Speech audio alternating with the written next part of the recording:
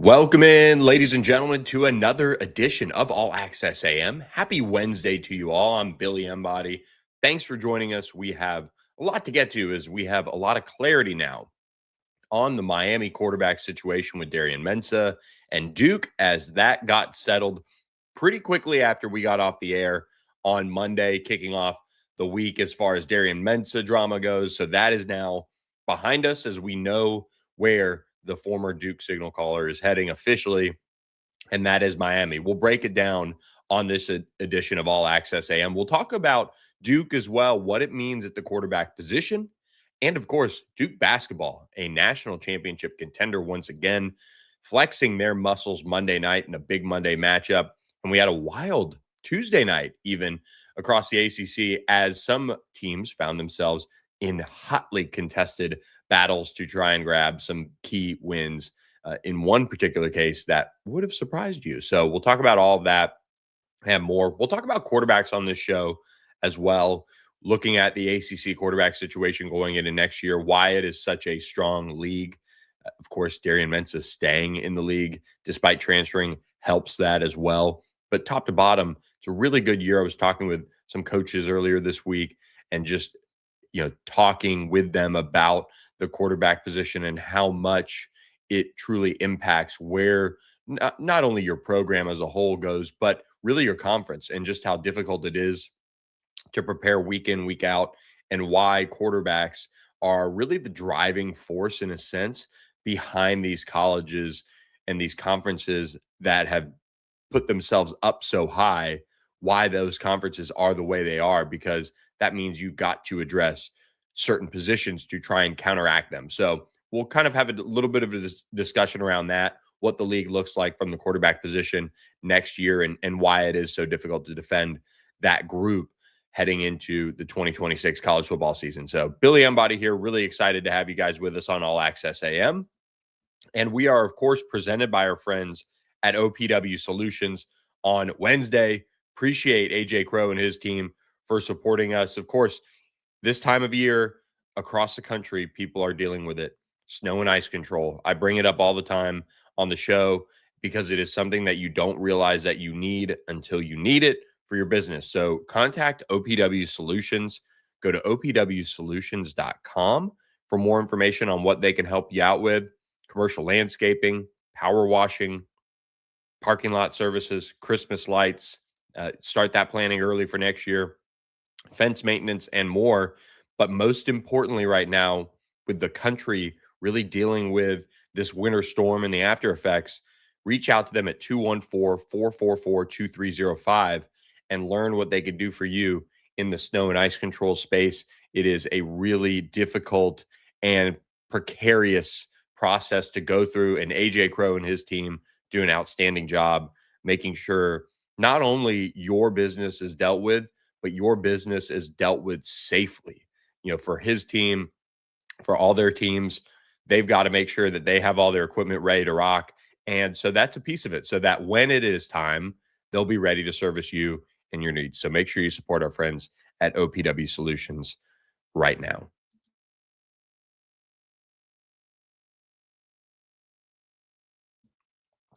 Okay, jumping into the show. Like I said, we've got Darian Mensah discussion. Miami's still not done. They picked up a couple more transfers out of this deal as well, and we'll break those down. On top of that, we do have a coaching hire made at Stanford as well that we'll touch on. We'll get into some basketball, and we'll do it on the show. So excited to have you guys with us on this Wednesday. And another late night for us, we had the East-West Shrine Bowl in Dallas here, and we made it out there. And really next year, we're excited to bring that to you, hopefully with less snow and ice on the ground that really thwarted our whole plans, because there's so many ACC guys that we saw out there. Haynes King was playing in the game, led his team to a win. Shocker, Haynes King willing his team to a win, made some nice throws out there. Got a chance to see him in action as he prepares for the NFL draft. Cade Klubnik was there this week, but did not play in the game. SMU running back TJ Harden was out there as well. But a couple of Duke guys were in on it too. And so it was good to see them have a big impact on that game. And one of them had a fumble recovery as well in the end zone. That was not Paul. One of their defensive linemen fell on a fumble in the end zone, so their roster wasn't loading for me. I thought it was Paul last night, but Duke had a couple of guys that were in on some big plays in that game. So it was cool to see. That's why ACC roster the 2026. But so it was late night getting out of the Star over there where they have it over at the Dallas Cowboys facility, and what they put together for these guys is really cool. But next year, we were really hoping this year was going to be that year, but because of snow and ice, we weren't able to get out there and spend 4 days interviewing all these guys, bringing you guys special ACC content. So unfortunately, had that happen, but we were able to get out there and just get around the game on Tuesday night. It was on NFL Network in case you guys want to watch it back, but some good ACC talent out there as well. But one talent that is going to be going through the NFL draft process next year, in all likelihood, I who knows at this point, because he does have 2 years of eligibility remaining. But Duke quarterback Darian Mensah has officially committed to Miami. He visited the program on Tuesday and spent some time around Coral Gables and the Miami program with Cooper Barkate, their really productive wide receiver, his top wide receiver at Duke this past year. And they were able to get their time around Mario Cristobal's program, learn about the plan for them. And eventually, by the end of Tuesday, they had a deal in place and an official commitment to land at Miami. So this is a big deal for the Hurricanes to get this one done. They moved around, of course, the enrollment schedule with Darian Mensah and Cooper Barkate, having been kind of after that enrollment deadline for the school portion of it, because these guys still go to school and do all that. So there were a lot of balls in the air, but Duke and Darian Mensah did reach that settlement Monday after we got off the air, and the terms were not disclosed. I'm sure there's money being, forked over as far as a buyout goes and things like that. And, Duke does have, a point here where they want the players that they bring in to stand by those deals and execute their end of things, just like Duke executes their ends of things. So Darian Mensah does get that settlement. His agency handled that, and then they get, the deal done with Miami. And for Miami, this is a big deal. Darian Mensah is one of the top quarterbacks in the entire country, one of the top few passers, and in particular returning passers in terms of yardage and production in the country. And he did it with Cooper Barkate, one of the top wide receivers in the entire country last year. Just looking at what he was able to do, just dropping things off, former Harvard transfer, very savvy route runner, and somebody that Darian Mensah clearly trusts. And so when you look at what they're going to be able to do with him and Malachi Toney coming back next year, this is an explosive offense for Shannon Dawson, and Mark Fletcher returning is obviously going to help as well. They'll have Gerard Pringle back in the backfield too.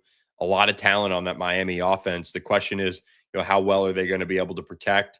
That's going to be something that impacted Darian Mensah a lot, I think, at Duke, just with his inability at times to really, really make a ton of plays moving around.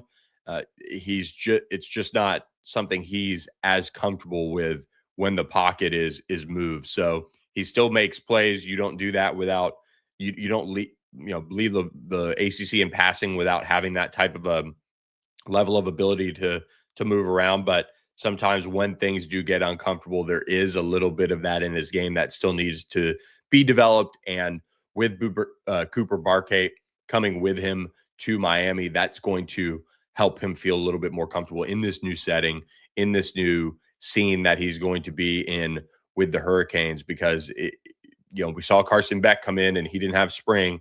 Darian Mensah is going to have spring. That'll help. But they do have a lot of work to be done now, and getting him developed and ready for this upcoming season still, because he's not a finished product. And that's the exciting thing if you're a Miami fan, is Darian Mensah is not a finished product. He's not, this Carson Beck, which, even coming off injury, you kind of knew exactly what you were going to get in a sense from him, because that's who he is. Darian Mensah making the move from Tulane to Duke last year and the jump in production that he had at the same time, Duke did lose 5 games last year. There were games when Darian Mensah did not play up to certainly what his, money situation is, but also just as a whole, and as a high level starting quarterback. So there were some moments where he was able to, kind of pad his passing yardage a touch, but nonetheless, very, very talented passer that's going to be surrounded by a lot of talent at Miami that Mario Cristobal is assembling. And Miami continues to hit the transfer portal here at the quarterback position. This marks 3 straight years that they've gone after a transfer quarterback, Carson Beck, and then Cam Ward, of course. And this is now in the era where you have to wonder if this is just going to be what they do and what space they play in at the quarterback position. They might be a team that dabbles at the top of the high school quarterback market. But also, I think Mario Cristobal has shown with his team, they have a very specific quarterback in mind, and a quarterback, uh, I would say, who wants to manage the game. Like, I'd be intrigued to look at when we fast forward to the end of 2026, just how many yards Darian Mensah has thrown for, how many touchdowns, where that ranks. Are people going to be sitting back and saying, "Wow, what a job Darian Mensah did orchestrating a team and leading them back into the college football playoff. He took a back seat to a strong run game, got the ball in space to Malachi Toney, to Cooper Barkate, and guys like that." Or is it going to be he was still a little too aggressive? He didn't make some plays when he needed, and Miami is maybe sitting at home and fell just short of a college football playoff appearance again. That is going to be all on his shoulders, because when you're going to command the amount of money that Darian Mensah is going to make, you're going to have to produce, or else people are going to react the way fans do in the NFL when you bring in high priced free agents and they don't pan out. So it is national championship or bust for Miami at this point. That is where they're at in the Mario Cristobal era. That's what these fans want. That's what they almost got a couple of Mondays ago now in Hard Rock Stadium, and they'll look to be back in the college football playoff this year with Darian Mensah at the helm. Cooper Barkate comes with him from Duke, and you can't really sleep on this addition in the Miami wide receiver room as well, because he came over from Harvard, where he was spent a few seasons over there playing for them and in the Ivy League, and he showed his smarts, right off the bat at Duke, coming in, having back-to-back 1,000-yard seasons, and had 72 receptions for 1,106 yards, 7 touchdowns in 2025, catching all those passes from Darian Mensah. High volume guy, very similar. If you kind of pair him with a Malachi Toney, you can run mesh all day, which is kind of where Shannon Dawson and that scheme derives from, the air raid. That's going to be something that opposing defenses are really going to have a hard time containing, because mesh is such, I think, a relatively easy concept to defend on paper. But when you're in the heat of battle and you're running those crossing routes, and teams that do them and teams that do them well, they get so good at finding those natural picks and avoiding the pass interference calls and doing all of those things to really create separation and create that space for those wide receivers to get the ball in space and make big plays. And when you have Cooper Barkate, who's done it at the ACC level, you have Malachi Toney, who's done it at the ACC level at a high level, you're going to be looking at those two receivers and you're going to say, okay, who's got who and how do we slow this down? And it's not a concept as well that takes a lot of time to develop. And with Darian Mensah having that experience with Cooper Barkate, now just having to tag team it with Malachi Toney, you're looking at a fun offense that I think that was probably where it hurt just a little bit this season, where at times you looked at where Miami stalled out. That was the issues, that I think they didn't have a secondary guy.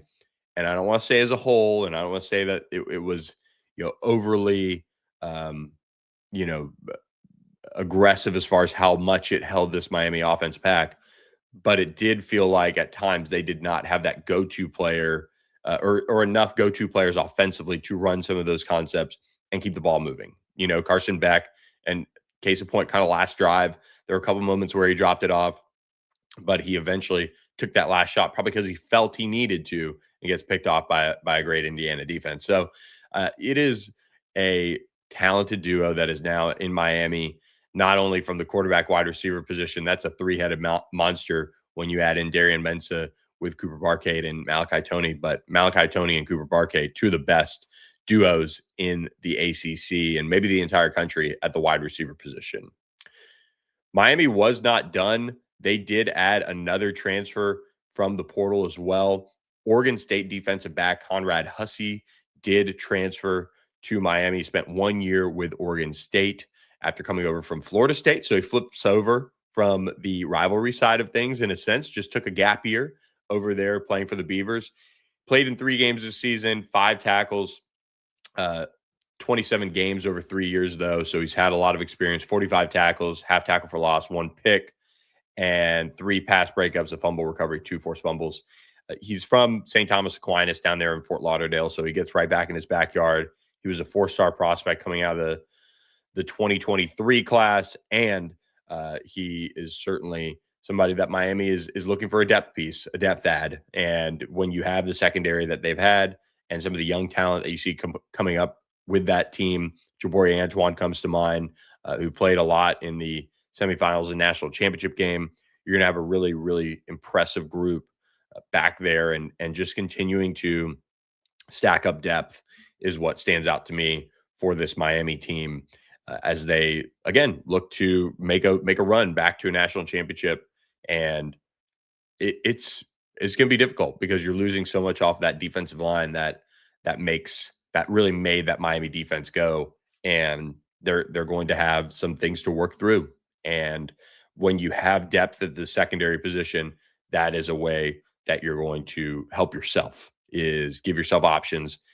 If you're having to deal with some of those drives that maybe you didn't deal with this past year because you had defensive pressure from the defensive line and that group, they're going to have to find ways to get that again this season. So let's jump in the chat. Appreciate Air Oski being here with us on this Wednesday. If you have a chance, curious which portal class you're most impressed with and most disappointed in. I love when you guys give me not only questions that are, all right, who's the best, but who's the opposite end? What is the group that you don't like, or what is the group that needs most work to do with? And I think when you look at the ACC, and if you're watching on our YouTube, I'll throw it up here on the screen, but this is the ACC rankings of the transfer portal. And this is a great question and timed well, so we appreciate that because we haven't shown the rankings in a while. It's really been since middle of December. But here's the group. Louisville leading the way, according to On3's transfer portal rankings. Virginia Tech, number 2. Miami, number 3. Cal, number 4. SMU, number 5. Virginia, 6. Clemson, 7. Stanford, 8. Florida State, 9. Syracuse, 10. Wake Forest, 11.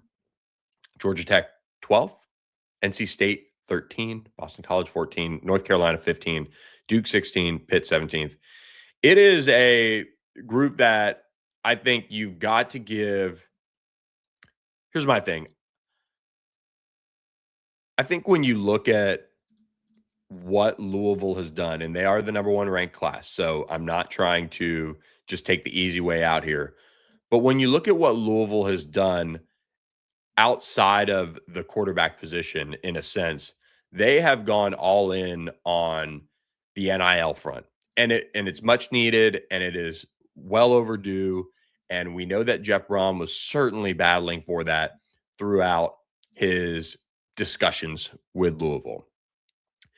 But for them to go out and grab some of the players that they did through the transfer portal and really address their position at a high level in terms of the wide receiver position in particular, I think about Trey Richardson coming over from Vanderbilt, a really, really impressive wide receiver who is a dog that a lot of Vandy people were really disappointed to leave.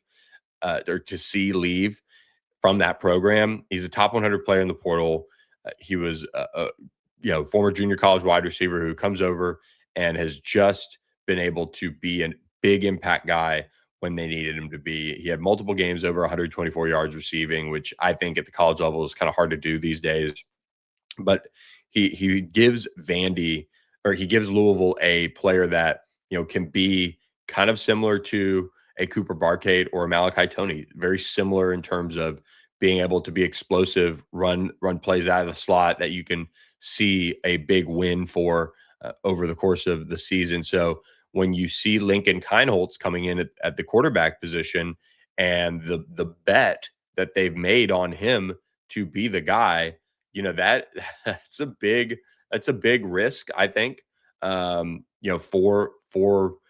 Louisville, and having them place their bet on a quarterback who hasn't really proved too much as far as the college level, which is why I think their transfer class is even more impressive in a sense, because they surrounded him with so many different weapons for this offense, and Jeff Brom. But he was a former four-star quarterback, so he's not a slouch or anything like that.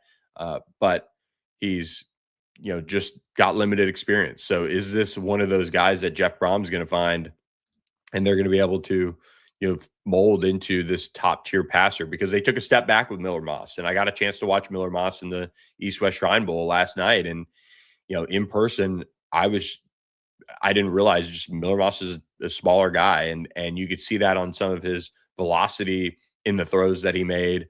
I think you're looking at, with Lincoln Kienholz, somebody that Louisville is going to be able to make a little bit more of the full offensive playbook work, and they're going to be able to push the ball down the field more and throw some of those throws that maybe most college quarterbacks won't be able to make. There's still the learning piece. There's still you're going to be learning on the fly with a quarterback who's got only 250 career passing yards under his belt, but nonetheless very talented. So you pair him with some of the guys that they've been able to bring in. Brody Foley, the big tight end from Tulsa. We'll see how he is taking that step up to the ACC, but also you add an elite edge rusher in Tyler Thompson. But man, their ability to retain as well. Isaac Brown, some of the different players that they were able to keep on this roster, very important as well when you evaluate the Louisville transfer class. That stacked up. I mean, shoot, they have just a slew of transfers in this class, and I think it's really impressive when you look at it all as a whole. They have 31 transfers coming in, and 50 new players on this team between transfers and high school players.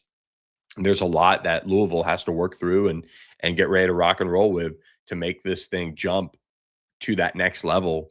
And you don't see them drop down and take a step back, because, man, I just think Miller Moss and that group, they missed so many opportunities to be great this season with where they were teed up going into those final few games, and they kind of fell off, and it was disappointing for the ACC. That was a team that had everything in front of it, kind of similar to SMU. Like, you really would have seen those two teams kind of take off if they had capitalized on what they had in front of themselves, and been playoff teams in all likelihood, but or at least complicated things where you're looking at two teams in for the ACC. And that's, as a whole, the ACC, it's easy to say, right? Like, you have to capitalize, or you have to do this, or you have to do that. If it was easy, everybody'd do it. But you have so many teams that, and friends of the show, Eric McLean and Kelly Graham, like, they always say this, or they were on their pod this year, where just when you think, the ACC is getting to this point where, okay, there's going to be 4 teams involved in the college football playoff, then Louisville, SMU, Virginia, lose, things like that. There's that kind of bad weekend for the ACC in that respect. And, the league is then fighting for its life to get one in. And of course, lucky enough, Miami makes its own luck and goes to the national championship. But this league has to strike while the iron's hot, because there's opportunity for some of these teams to make that money in the playoffs that Miami did. And Louisville's one of those teams that they could really use it, because they're investing in the program under Jeff Brom to get to that next level. When I look at the group that is most disappointing, I think you've got to look at Pitt. Pitt has, I think, a program that, we spoke about on this podcast, that it was kind of weird the way we were watching it unfold with, with oh gosh, their quarterback, Mason um, Heinchel, not really having been one of those guys that announced anything that he was coming back. That okay, it just kind of the portal kind of came and went and ended up not going in, which is huge. But how much did Pitt burn in their ability to go out and acquire players, to go out and address positions that can help him, be a better quarterback going into year two? Because now it's his show. Eli Holstein's gone; he's off to Virginia. They lost some other key players. Rasheem Biles is gone; he's going to Texas. That was a key loss. They lost even their kicker, Bukowski, headed to Michigan. And, they just have a lot of holes that it seemed like they could have filled, they could have addressed. They do have Desmond Reed, I believe, coming back as well. So you've got that going for you. But I just think, anytime you're at the absolute bottom of the transfer portal, that's disappointing.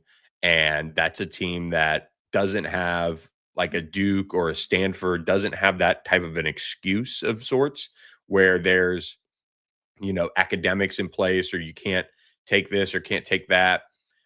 That's a program that is coming off a really strong year that should be looking to strike while the iron's hot. And look, maybe the rankings are all jacked up. I look at the ACC and I look at a few of these teams and you look at the players that have left and then you look at their ranking and I struggle with the rankings on how this is done from our end. It still kind of ends up yielding a lot of the top classes, but it puts it in perspective. Pitt is going to get penalized in a big way for losing a guy like Rasheem Biles and some of the players they did.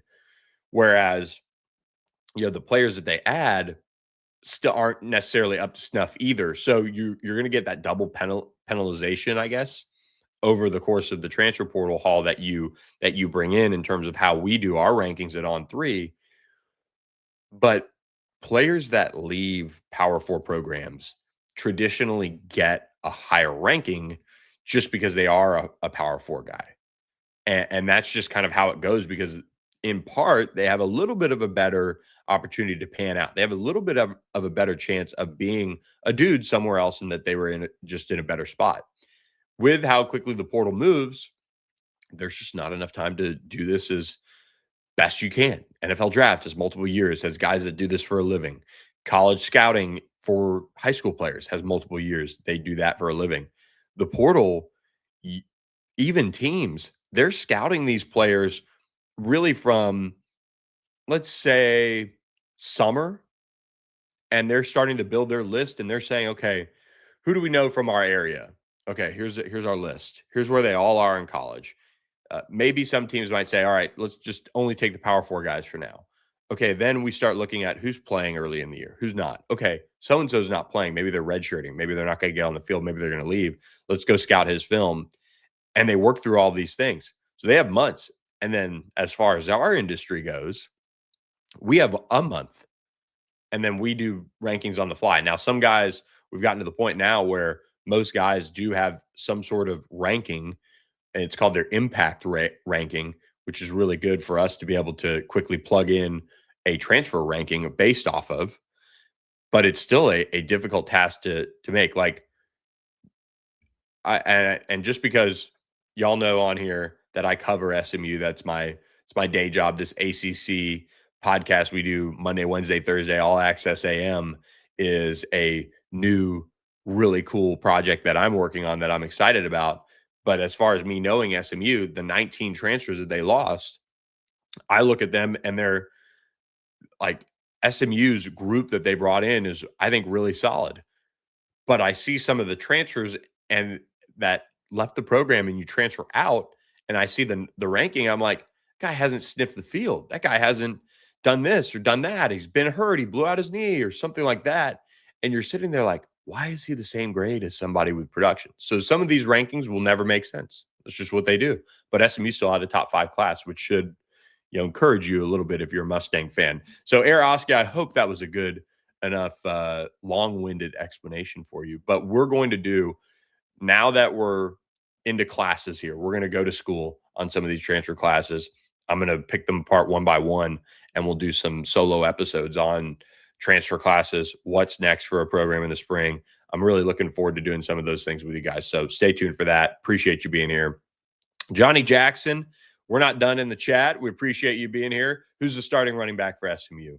That is going to be Kendrick Raphael, the Cal transfer, who totaled nearly 1,000 yards on the ground and did get over, I believe, 1,100 yards in all-purpose yardage on the season. I appreciate you, Arowski. Thanks for being here, and thanks for the kind words. So Cal running back Kendrick Raphael is going to be SMU starting. Will the secondary cover this year for SMU? It can't get any worse. And that's something that I think most SMU fans should hang on to, is the secondary was really bad last year. And really, from what I've heard on their end of things, you're seeing an SMU secondary that, and a team as a whole, that it wasn't, there were moments where they gave up those big, long third and forevers and fourth and, this or that. Clemson comes to mind. I think Cal comes to mind. TCU comes to mind. But really where SMU got crushed was 3rd and 7, 8, 9. Not just forever, but like medium. And they gave up big plays. They gave up yards after catch. They did all of those things. And that's where a lot of that was, I think, a product of, a little bit of personnel. They've switched out a good number of guys at the safety position. They brought in Jarvis Lee, who is going to be one of the best nickels in the country, they hope. Maybe very well the ACC. I mean, you want to talk about the praise that we're hearing? There's a lot. There's palpable buzz coming out of SMU around Jarvis Lee, and that position is so critical in that defense. So I think the secondary improves. If they can get into that 70s range, that's fine, because here's the thing. SMU's secondary, quote unquote, wasn't that great when they went to the ACC championship. Teams stacked up some passing yards on them because guess what? They were down. SMU only trailed a few minutes in ACC play that year. So they had to pass. They had to pass to come back. So secondary play is always, Mark Klein. I called it 3rd in SMU. Yeah, 3rd in SMU. It was crazy because guess what? If we're tracking short yardage defense, SMU's 3rd and short and 4th and short was legitimately had to have been the best in the country. Just always got off the field. Yep, exactly. Mark Klein, you took the words right out of my mouth. And the ACC is down. SMU must capitalize. I don't know if it's down. I think it's right where it was this year. I think SMU's schedule is a step back as a whole this year. And we'll get into a lot of that early looks at teams and team schedules and things like that. But the SMU schedule includes teams like Virginia. It includes teams like Wake Forest. And I don't see SMU having as much trouble with those two teams as you might think. And maybe I'm wrong. Maybe Tony Elliott's going to plug in, Bo Pribula, and they're going to have as much success as they did with Chandler Morris offensively, and their defense is going to step up and do all those things. They lost their offensive line coach to Stanford. I still think there's some changes that have impacted UVA that they're going to have to overcome. And then you fast forward after that game, look ahead to Wake. Wake's lost a bunch.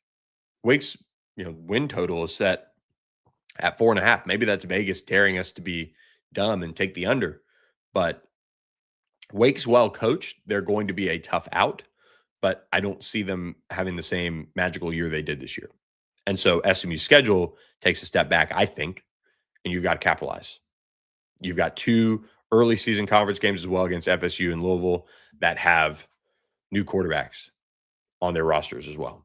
Worth noting there as we get into it. Okay. Appreciate you guys in the chat. Do want to remind you guys that we are here Monday, Wednesday, Thursday, 7 to 8 a.m. Central, 8 to 9 a.m. Eastern time. And we appreciate you guys being with us. We want you guys here. So make sure you guys are subscribed. Make sure you guys like, rate, review the podcast wherever you catch it at. And make sure you guys support us by telling your friends to subscribe. We've hit over 500 subs. Again, I told you guys on Monday, we've been working the word of mouth angle, and it has been awesome to see so many people subscribe and support us. It is a huge help.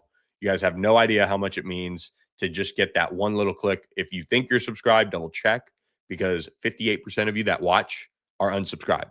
So you might think that you're subscribed, but Make sure you subscribe to All Access AM on YouTube.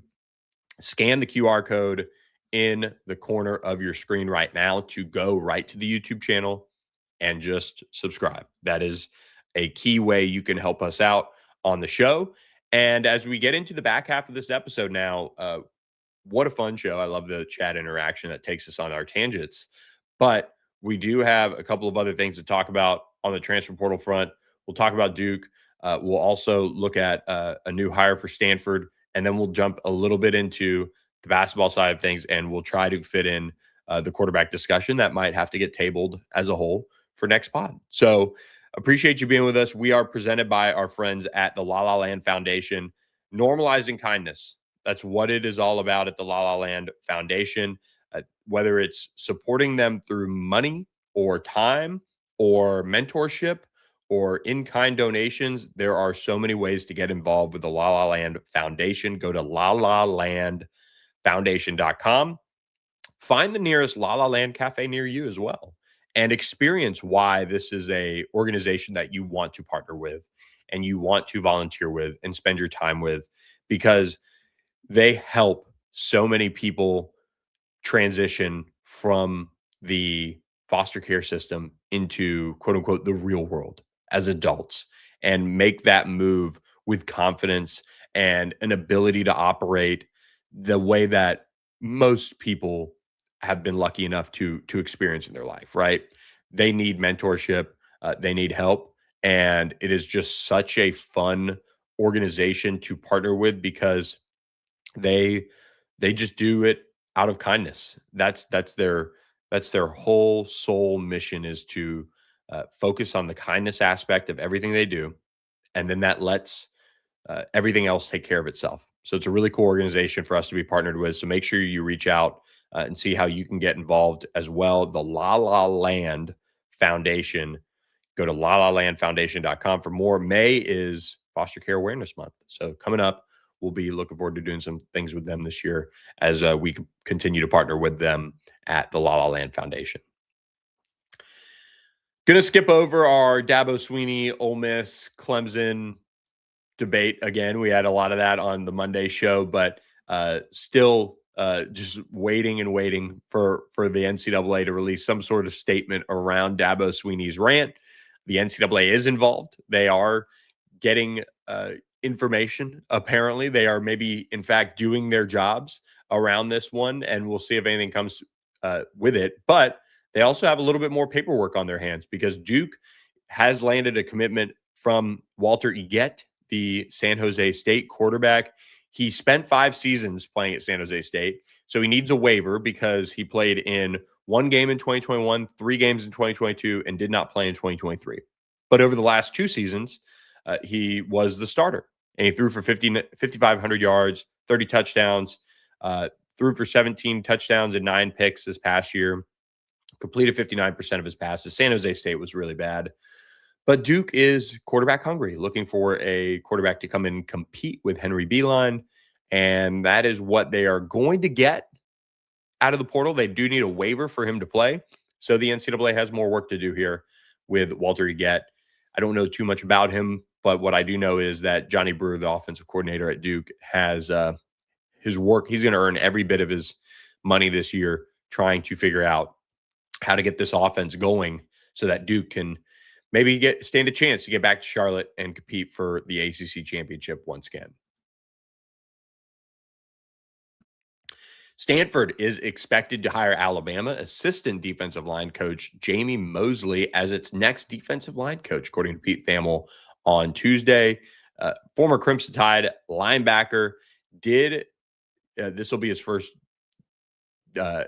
full-time lead position coach at the Power 4 level. He played at Alabama from 2015 to 18, was a part of 2 national championship teams in his time with the Crimson Tide. His brother, CJ Mosley, also played for Alabama, former highly touted prospect. Jamie Mosley went undrafted. He spent time in the NFL on some practice squads and has been working with defensive line coach Freddie Roach. So now heads to Stanford to work under Tavita Pritchard and that Stanford new coaching staff that Andrew Luck has assembled. He's actually the 3rd Alabama coach to leave the program and take another job. Jamarcus Shepard went over to Oregon State to be the head coach. quarterbacks coach Nick Sheridan. He's now the offensive coordinator at Michigan State. So that makes 3 coaches off the Alabama staff that is headed off to do other things. And there's been some changes over there in Tuscaloosa as a whole. And Adrian Clem is former SMU assistant. Adrian Clem is going over to be the next offensive line coach at Alabama as well. They parted ways with their O-line coach in this offseason. So let's do this. We have a group looking at the national title odds for college basketball, and we'll table our quarterback discussion. I will say this. This is going on the notepad for the Thursday show, so make sure you're tuned in. We'll talk about quarterbacks as a whole. College basketball is continuing to deliver. I think this is from a following perspective, this is a lot of fun this year. And I don't know how you feel out there, especially those of you who are diehard, long-term ACC basketball followers. But the way this season is unfolding, with the amount of talent we're seeing out of the freshmen, with the amount of buzz around the NBA draft lottery being littered with freshmen, this is a really cool season to cover. You have Cameron Boozer with Duke. You have Caleb Wilson with UNC. You have some of these other big names as well. But it is still just sitting back and watching these teams that play high level of basketball and have taken it to such a level that now you're wondering, okay, it's not, making the NCAA tournament. It's, who do they match up with well if they get to the Final Four? And that's where Duke has certainly ascended now. They're 29-1 in ACC games over the last 2 years, I believe. They have been absolutely dominant. And Monday night, they flexed big time over Louisville in that win in Cameron Indoor. They were able to get everything they wanted. And really, this Duke team, I think you could look at that game and you could say, okay, Duke only led by like a few points at half or what have you, but it was a game that was kind of fool's gold, I think, a little bit for Louisville. It was a 10-point lead at half. It was a few points, with a few minutes to go, and then Duke goes out and absolutely just handles Louisville in the second half. They win by 31 points, 83-52. Duke over Louisville. A dominant showing by the Blue Devils. They're now 19-1 in league play. They're 19-1 overall, 8-0 in league play. Cam Boozer had another 19 points. Ryan Conwell led the way for Louisville with 18. But this is a Duke team that is just getting to a level now that it just looks like they're going to be unstoppable en route to an ACC championship. And they've been able to do so many things this year and win in so many different ways. And, funny enough, kind of SMU without Boopy Miller was a team that really kind of challenged them even at Cameron Indoor.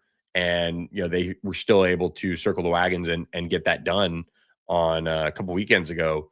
But Duke is just playing at such a level with Cam Boozer that you just have to sit back and kind of appreciate it. Cam Boozer, 19 points, 50% from the field, a double-double with 10 boards. And, that whole group has just been playing so well. You get contributions from different guys, and they're okay with letting each other take the lead. Even though Cam Boozer's been that dude, I believe averaging over 20 points per game, still in league play and things like that, and just having a dominant showing. And meanwhile, you're shutting down Michael Brown, another talented freshman, 7 points in 34 minutes, 1 of 13 from the field, 1 of 7 from 3-point range. Louisville shot just 30% from the field. Duke, meanwhile, 51% from the field. Duke continues to find different ways to impress me with just what they do and how they get all their team involved. And it's just a really, I think, for a Duke team that last year really should have done more than it did, you're seeing this one pick up the slack and take it to a next level. So I think Duke is well on its way here to continuing to ascend in the national rankings and make that move, I think, up, maybe even higher come next week's AP Top 25 poll with what they put together against Louisville. And quick pause here, and we'll get to more conversation around NC State basketball, but I did forget on my rundown, Miami transfer wide receiver JoJo Trader did commit to NC State. So CJ Bailey picks up a big talent addition here for this passing game for the NC State Wolfpack. It's JoJo Trader transfers from Miami to play for NC State. He was a wide receiver that has 2 years of eligibility remaining, coming in with CJ Bailey from the Miami area. So they've got that tie. And, a couple of other Miami players have gone up there. But JoJo Trader is a big bodied wide receiver. He had 19 receptions, 269 yards, and 2 scores in 2 seasons. And he had 5 catches for 81 yards and a touchdown against SMU this year. That was his career best. There were just times this year where JoJo Trader kind of literally took his eye off the ball. I think he had some issues with drops, but he is still an incredibly talented player, just oozing with talent coming out of that Chaminade Madonna prep program a few years ago. He played with CJ Bailey in high school. This could be a reunion for CJ Bailey and JoJo Trader that makes big waves in the ACC. And, they needed a jolt for that offense, and they got it with JoJo Trader. And I expect him to be one of the starting wide receivers for the NC State Wolfpack this season. If he can stay focused and stay locked in and kind of look at this as okay, I got to go here for 2 years and do this as a job interview for the NFL, JoJo Trader is going to come out on the right end of this, and it's going to help a lot having a guy like CJ Bailey tossing him the rock. So did want to say that before we got to NC State and what they were able to do, dominating Syracuse, a 20-point win Tuesday night. Will Wade and this program now sitting at 15-6, 6-2 in league play. So they have figured things out here in league play so far. They do have a little bit more of a difficult schedule coming up as they get into your SMUs and your Virginia Techs and Louisville's as February gets here. But they do close at Wake Forest, a team that really struggled Tuesday night as well in a loss. We'll get to them in a second. But NC State gets 23 points from Darian Williams. Just a terrific night for him and what he was able to do, 9 of 16 from the field. NC State shot 51% from the field, held Syracuse 39%. This is a home game for NC State as well, and they were able to get it done. So Will Wade has them in contention for the NCAA tournament, no doubt about that. Wake Forest, though, loses 80-76 at Pitt. This is a Steve Forbes team that now 11-10 overall, 2-6 in ACC play. I've got to believe that Steve Forbes is on the hot seat. This has not gone well, and you're seeing now for this Wake Forest team, the wheels kind of slowly but surely fall off as they have lost 3 straight. Here's the thing, though. They've lost to SMU, they've lost to Duke, now they've lost to Pitt. Then they get an opportunity here to close out January against NC State.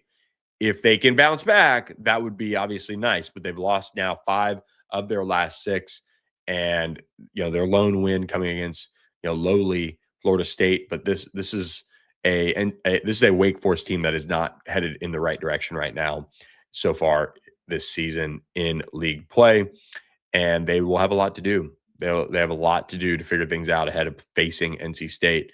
Pitt, on the other hand, now sits at 9-12 overall, 2-6 in league play.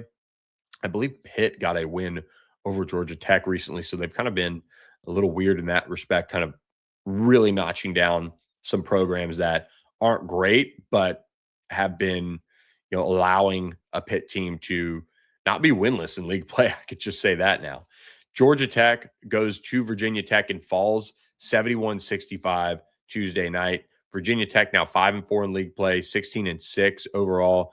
Virginia Tech is so close to being like a top 3 type of team in the ACC, but they've fell victim to just so many heartbreaking moments this season. Obviously, the SMU game comes to mind with Boopie Miller's half-court shot, but Virginia Tech nonetheless still fighting and drops Georgia Tech to 11-10 overall, 2-6 in league play.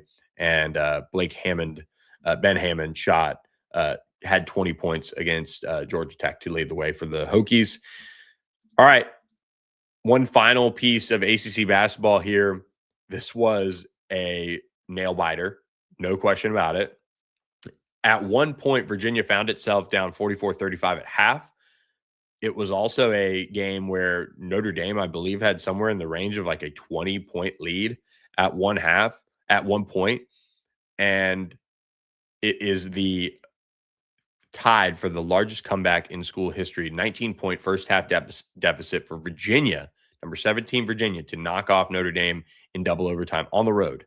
197 was the final score. Virginia improves to 17-3 overall, 6-2 in league play, and you have Notre Dame that falls to 11-10, 2-6 in league play.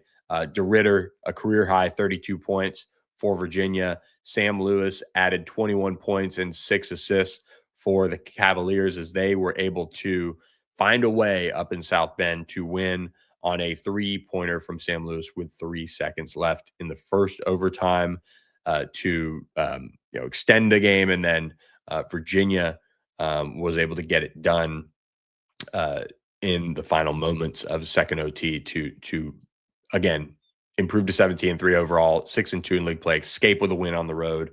Notre Dame is another program right now that I think you look at everything that's happened with Micah Shrewsbury this year and just the frustration boiling over at various points. There's probably going to be changes on the horizon there, I would think. Notre Dame is now 0-14 against ranked opponents in Micah Shrewsbury's tenure over 3 seasons. So disappointing for the Irish. They had their shot. They could not get it done. And Virginia's 19-point comeback matches won against Arizona in 2006 back then in November in a non-conference game. So I believe that would make this the largest league play comeback in school history. So pretty impressive stuff. Nonetheless, they took a little moment to de-ice themselves and wake up as Virginia was able to knock off Notre Dame in a sense.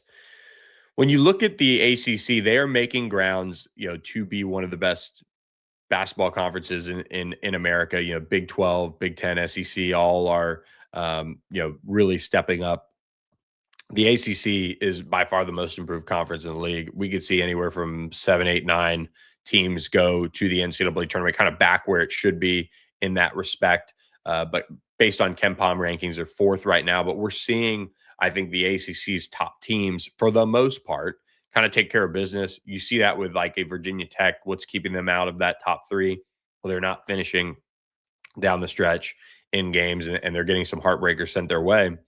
But, they're still a team that can make the NCAA tournament. And when you look at the bracketology coming out, we're seeing some programs that are still hanging on for dear life here. Like Virginia Tech, they need to find a couple of wins here down the stretch to make it into the tournament. But Duke obviously sitting very high up there. You're seeing Clemson be thrown around as a 6th seed. You're seeing SMU be around that 7, 8, 9 range. And of course, you have your Louisvilles and NC State and those types of teams also very much involved. Virginia, North Carolina, and North Carolina was kind of on the verge of really taking a step back and being a true bubble team going into February, but they were able to kind of right things and get things on the right track here as of late. And so big deal for Hubert Davis to get that done. Caleb Wilson and what he's done for North Carolina to right that ship, not only from a offensive standpoint, all the fun things he does dunking the basketball, but staying true to his game and going after it on the defensive end. That was something that North Carolina really had to change, and they've done it the last couple games, and they've really been able to right the ship here and settle down the masses. I mean, this was getting to the point where you wondered, okay, are we going to see a move made away from Hubert Davis, who, at this point is also fighting for the right to keep the Dean Center on campus as well. So ACC, Duke leading the way in terms of national title odds so far, but there's a lot of teams that can make some noise, but they've got to get a couple trending back in the right direction here as we go towards the month of February and when the moving season can certainly start for some of these teams. But nonetheless, this has been a fun ACC league play to start us off so far. And I'm really looking forward to seeing who rises to the top as far as the cream goes here down the stretch. So Thursday show, we will break down a little bit more on the ACC basketball side of things. This Wednesday night, got some more action for you guys on ACC hoops. Virginia, fresh off that Notre Dame trip, they're off. But two pair of matchups on this Wednesday night: Cal at Florida State, 6 p.m. on ACC Network. State of Florida kind of really close to getting some snow dumped on themselves. So hopefully Cal can make it over there. Stanford at Miami, they're going to have no problem there. But 8 p.m. Central Time on ACC Network. So both Cali schools are out east this week, and they'll swap spots over there playing Miami and Florida State on Saturday. We'll preview another busy slate of ACC play for Saturday on the Thursday show as well. And hope you guys are tuned in with us. And we appreciate you guys supporting the show. Do want to remind you guys as well about our friend Doyle Glass, one of the best-selling authors on Amazon and Barnes & Noble. Perfect time when you're maybe going through your New Year's resolution still and you're wanting to read more. That's always one that I want to do. Doyle Glass and his book, Lions of Medina, and his book, Swift Sword. Great gifts. Great, whether you have birthdays, Father's Day, you plan ahead, your favorite history buff, Lions of Medina and Swift Sword are great options for you to gift to somebody or just pick up for yourself and learn about the firsthand accounts that are in these books from the Vietnam War, these heroes for America fighting for their lives and this country. Doyle Glass did an incredible job encapsulating these battles that he profiles in these books, Lions of Medina and Swift Sword. And of course, later this year, he is coming out with the World War II book as well. Looking forward to that coming from our friend Doyle Glass, codename Lionel. Look for that later this year. So really excited to have Doyle partnering with us at All Access AM, and we appreciate his support. So make sure you check out his books. Make sure you give OPW Solutions a call as well. Snow and ice control. Trust me, guys, don't wait for your business. Make sure you make the change to our friends at OPW Solutions, and please support the La La Land Foundation. We're excited to be partnered with the La La Land Foundation, and we appreciate all of you guys who subscribe, make this channel great. Drop in the comments. Let us know what you think about the show, and if you have any more questions, topics to cover, we'll be here. So appreciate all of you guys who are with us. We've hit the 500 subscriber mark. We're excited about that on our YouTube channel. So make sure you scan the QR code in your corner and go subscribe to the channel. If you haven't, let's get to 1,000, guys. Let's ramp this up. And we appreciate all of you guys being here as we cover the ACC Monday, Wednesday, Thursday, 7 to 8 a.m. Central, 8 to 9 a.m. Eastern Time. I'm Billy Embody. Have a great rest of your Wednesday, everybody. Hope everybody is staying warm, staying safe out there as this weather moves across the country. We appreciate you guys watching. Catch you next time on All Access AM. I'm Billy Embody.